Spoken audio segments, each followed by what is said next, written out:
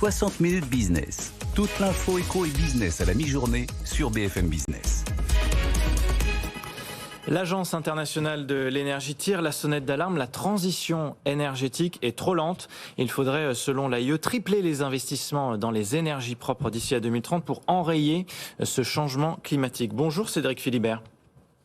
Bonjour. Merci d'être avec nous. Vous êtes chercheur associé au Centre Énergie et Climat de l'IFRI. Vous avez vous-même été analyste au sein de l'AIE pendant une vingtaine d'années.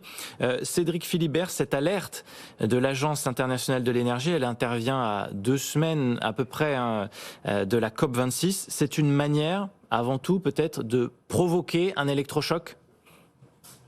Oui, tout à fait. La publication du World Energy Outlook, qui était la grande publication annuelle de l'AIE, est tout à fait dessinée pour avoir un impact sur la conférence de Glasgow et les États qui se réunissent pour discuter des mesures du changement climatique. En effet, le changement est en marche. Il est encore trop lent par rapport à l'objectif que s'est donné l'humanité, au fond, de maîtriser le changement climatique pour que le dérèglement, que le réchauffement ne dépasse pas 1,5 degré. Les engagements déjà pris devraient conduire à doubler le rythme d'installation du solaire et de l'éolien dans le monde. Il faut en fait le quadrupler. Donc il faut en fait faire 2 fois plus. Voilà, par rapport à la décennie précédente. Et c'est extrêmement net quand on regarde les plans de l'AIE pour arriver à cette neutralité carbone en 2050. Il faut essentiellement développer le solaire et l'éolien. Ça veut dire… Ça intervient aussi… Ouais. Allez-y, Pardon ? Cédric Philibert, poursuivez. Non, j'allais dire, ça intervient aussi au lendemain des annonces sur le plan d'investissement et c'est intéressant. Bien sûr. Il y a beaucoup de bonnes choses dans ce plan d'investissement qui regardent la transition énergétique, mais au fond, il y a parfois un peu le sentiment qu'on met la charrue avant les bœufs, c'est-à-dire qu'on développe l'hydrogène avant de développer les renouvelables. Or, si on ne développe pas d'abord les renouvelables, on ne pourra pas faire de l'hydrogène qui est en fait un complément de l'électrification. Et il faut d'abord développer les renouvelables et l'électrification de l'ensemble des secteurs de l'économie. Bon, vous nous dites quoi là, Cédric Philibert, que ce qui a été dévoilé hier sur le volet énergétique pour les investissements, ça ne va pas dans le bon sens ?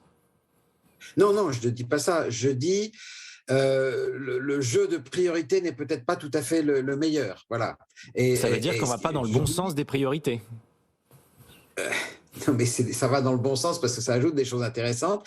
Ça ajoute de l'électrification dans l'industrie, ça ajoute de l'hydrogène bas carbone. Tout ça est bien, mais le plus urgent, le plus important, c'est de développer le solaire et l'éolien.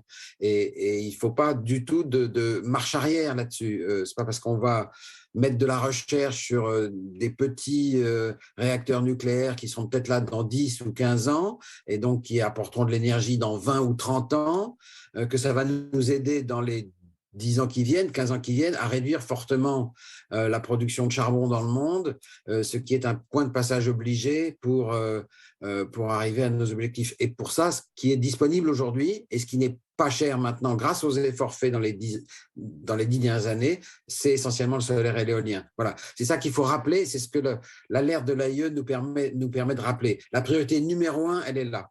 Vous nous disiez, Cédric Philibert, qu'il faut aller 4 fois plus vite que ce qu'on fait aujourd'hui, c'est ça ? Oui, le rythme d'installation du solaire et de l'éolien. Mais est-ce qu'on en a les capacités ? Est-ce que vraiment c'est réalisable, c'est atteignable cet objectif ?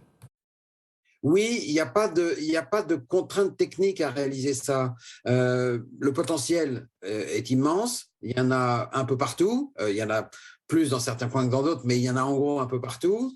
Et la machine industrielle pour faire ça, elle croît et elle peut croître rapidement. Il n'y a pas de…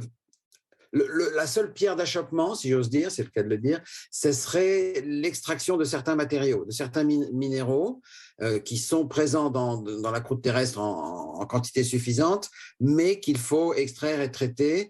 Et l'effort minier qui est actuellement fait n'est pas tout à fait suffisant pour tenir le coup. Voilà. L'inquiétude est là, mais on sait jouer sur différents minéraux et on a toujours jusqu'à présent su contourner les difficultés de ce genre.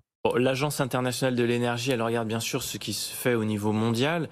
Si on fait un zoom sur la France, puisqu'on en a beaucoup parlé hier dans notre édition spéciale à travers le dévoilement du plan France 2030, est-ce que la France est un bon élève ? La France n'est pas un mauvais élève, mais la France n'est pas en avance elle est même un peu en retard sur ses objectifs de renouvelables, notamment dans le cadre de l'Union européenne. Et on sent qu'il y a une certaine hésitation. Voilà, on voit des oppositions qui sont malheureusement parfois inspirées par une espèce de nostalgie du grand programme nucléaire français des années 60. On a changé d'époque, on a changé voilà, le solaire qui coûtait pratiquement 10 fois ce qu'il coûtait il y a 12 ans, aujourd'hui est une source d'énergie extrêmement bon marché, l'éolien aussi. Ils sont variables, il faut donc accommoder ces variabilités, mais on sait faire, on n'a pas de grosses inquiétudes, en tout cas au niveau où on se situe, on n'a aucune difficulté réelle. Voilà, et on sent un certain flottement. Alors la ministre de l'écologie défend les éoliennes, mais le soutien du président de la République lui semble un peu vacillant en ce moment. C'est une vraie préoccupation. Il y a une partie de la classe politique qui a pris les renouvelables en ligne de mire. Il y a des gens plus astucieux qui disent oui, on veut faire du nucléaire, mais on veut aussi faire des renouvelables. Et puis il y a des gens qui disent, et ça c'est intéressant, qui disent on veut surtout faire des renouvelables. Quand on regarde, je ne sais pas si vous voulez le montrer, un graphe que j'ai envoyé, mais quand on regarde ce qui doit croître, c'est clairement, peu importe, c'est clairement le solaire et l'éolien dans le monde entier. En France, la question est de savoir jusqu'à quand on va pouvoir conserver les centrales nucléaires actuelles. L'autorité de sûreté nucléaire montre que c'est pas si facile, qu'il va falloir faire ce grand carénage, que les inspections n'ont pas commencé, etc. On va se retrouver bientôt dans une situation où on garde des centrales sans les avoir revues et corrigées après 40 ans. C'est un vrai souci de sécurité. Voilà. Et il faut développer les renouvelables parce que même si on décidait de lancer des réacteurs nucléaires aujourd'hui, ils ne produiront rien avant 15 ans. Et on ne peut pas attendre ça. Merci beaucoup Cédric Philibert pour votre éclairage ce midi sur notre antenne. Je rappelle que vous êtes chercheur associé au Centre Énergie et Climat de l'IFRI.